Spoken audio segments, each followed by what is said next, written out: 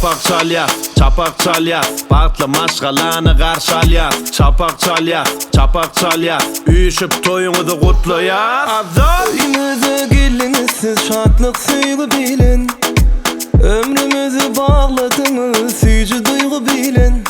Bowdan batly günne ine, en gowy arzular bile. Kutlaýarys bir ýaşyňyzy keramat Meryem. Biri sevdi, birisi şatlık, hepsi birbirine uğray baktı. Sizden ovadan yaşar her yer, uzak yaşar keramat Meryem.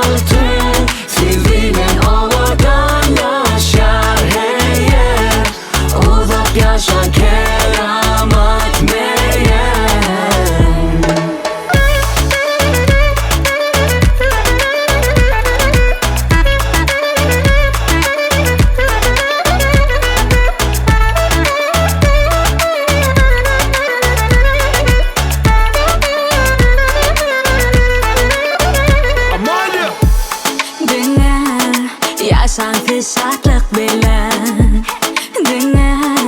Yaşantı sağlık bilen, durmuş geçtin kovuluk bilen. Uzak yaşa keramat hem de Meryem. Biri sevdi, birisi şatlık, hepsi birbirine uğray baktı.